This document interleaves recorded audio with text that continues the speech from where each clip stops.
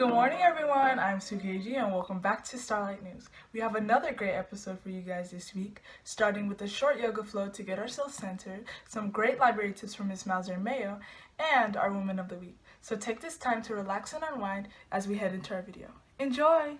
To start off, Mr. Ramirez has a short yoga flow to help us calm and center ourselves.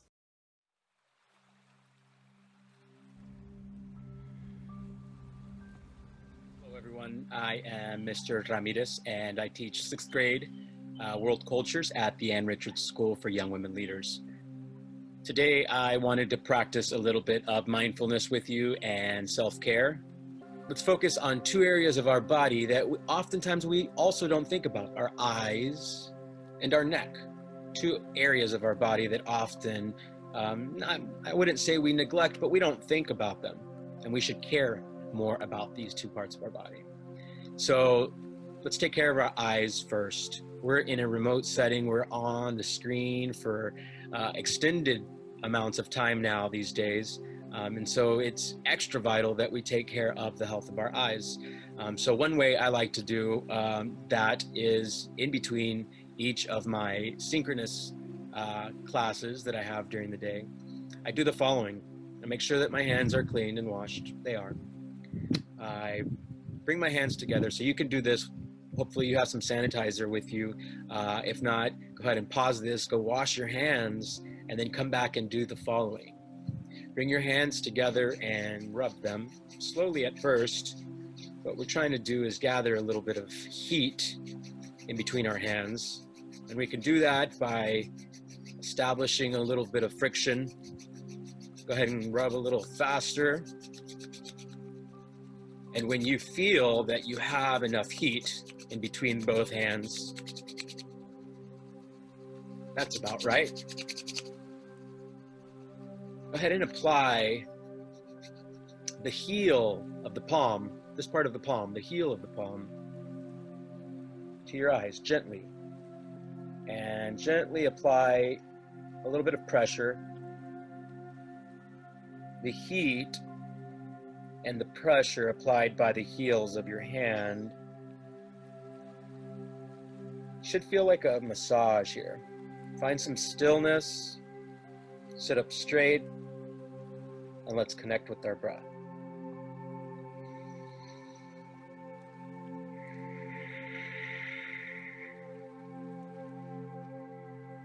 Again, with each inhale, sit up straight, fill up your lungs. And with each exhale, root a little bit into your seat. One more inhale, exhale, sit up straight, inhale. Open mouth, exhale.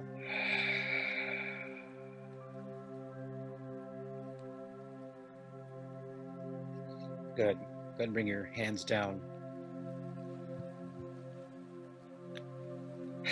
Good. Hopefully your eyes feel a little relief from having closed them and applied a little bit of pressure to the muscles that are associated with the eyeballs, the functions of moving that eyeball around and focusing. It's important to take care of that.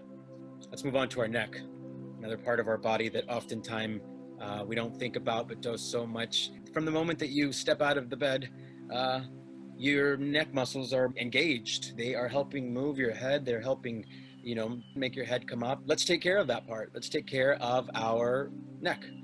So let's go ahead and do the following. Sit up straight and bring your chin down to rest on your chest and let the full weight of your head extend forward, cascading forward.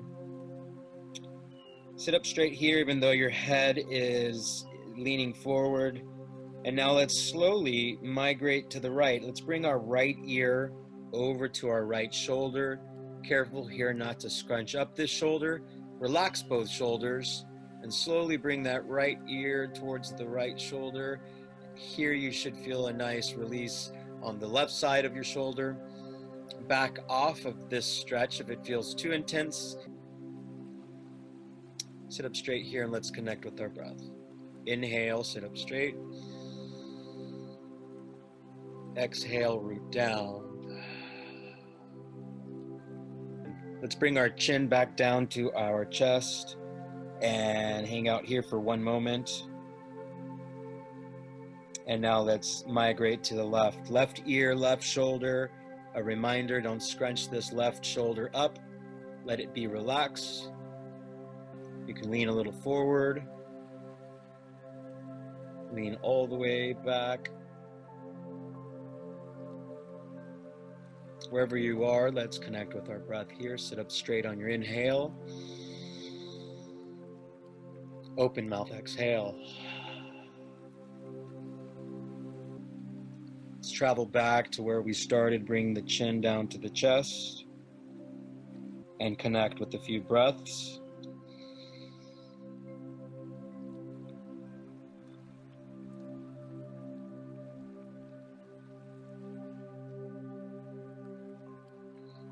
Let's slowly bring our head back up to reach the sky, and slowly blink your eyes open. Thank you for doing that with me. I think more importantly, your body thanks you for doing this. All of it is connected, and all of it leads to a healthy and mindful existence. Again, thank you for practicing with me. Wherever you are, be well and healthy. Practice self-care. Don't forget to drink your water. Hug your puppy or your kitty or your family. Be well. Namaste.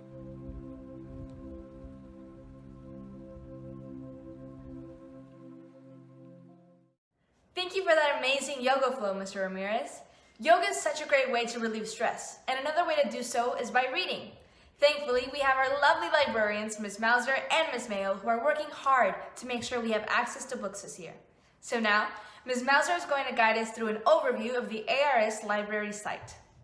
Hello everyone, this is Shawn Mauser, your Magical Ninja Librarian, and I have been invited to Starlight News, and I'm very honored to be here to give you a little bit of information about our library and maybe reveal something that you might want to see at the very end of this presentation, so stay tuned.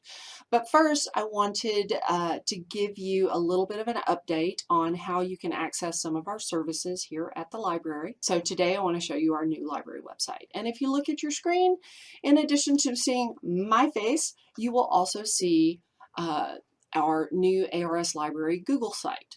Now, I am going to be sharing this site with you, which means it will appear in your Google Drive under your Shared With Me list, so it will always be accessible. In addition to that, I would recommend that you bookmark the site, and I'm going to show you a very quick trick. Many of you probably know this because you're very, very smart and quick on the uptake, but some people might not. So you have up here your bookmark bar.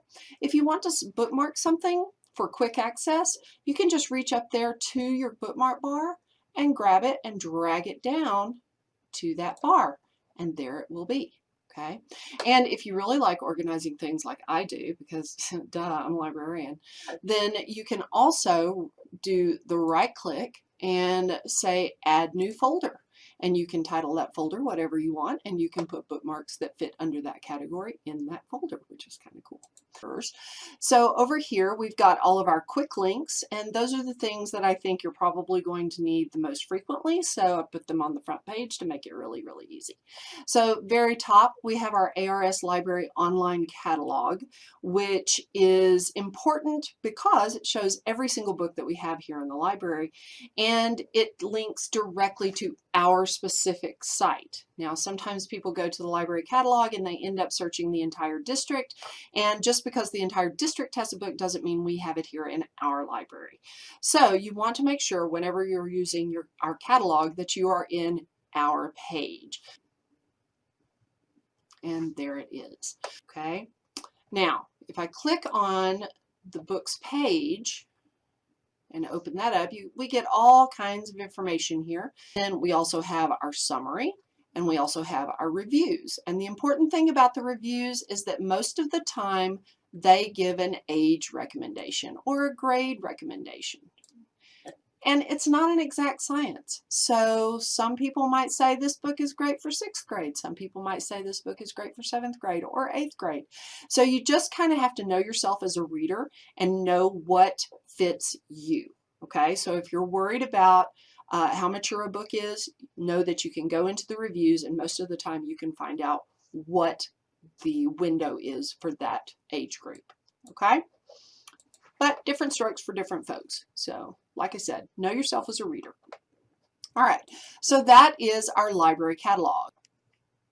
Heading back to our school library website, you'll notice down here we've got our curbside pickup request. So let's say you want to check out a traditional book from the library. You can go here, open that. You'll open this form, answer this first question. Have I turned in all of my books? Please turn in your books. We're trying to get those back now. And then I hit next if I've turned all of them in. And it's going to ask me the questions that we need to know in order to fulfill your book order. And if we have that book in stock, then we will email you with how to pick that book up, which will involve dropping by the little cubby bookshelf that's stationed right outside the library. Okay, so you will get an email to let you know that that book is ready for pickup. Okay, so that's the quick tour of the new library website. And remember that you can find it in your drive under Shared with Me. Okay, so it's permanently bookmarked there. Now, before I go, I thought that I would give you a quick peek of what is to come in the near future. Okay, so are you ready? Are you sure you're ready? Okay, here we go.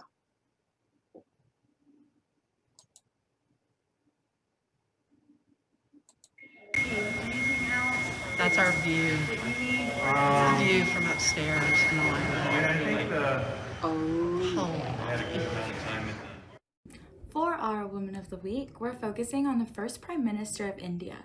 She helped separate Bangladesh from Pakistan. Do you know who she is? Indira Gandhi was born on November 19, 1917 in Allahabad, India. Her father was a key figure in India's move for independence from Britain, and he also became India's first Prime Minister. Indira Gandhi attended both Visva Bharati and Oxford University for college, and later joined the Congress Party in India, which her father was a part of. In 1966, she became the leader of the Congress Party and India's first ever female Prime Minister. Gandhi held office for 3 terms and notably recognized and supported the separation of Bangladesh from Pakistan. But she also created many controversial policies, such as sterilization as a form of birth control. Then on October 31st, 1984, she was assassinated by her own bodyguards in New Delhi. Indira Gandhi's story is an interesting and complex one. And even if you disagree with her policies, there is still so much to learn from. She worked hard to get where she was in politics, and we can strive to better our lives and the lives of others by working hard as well. So now we leave you with a quote from her.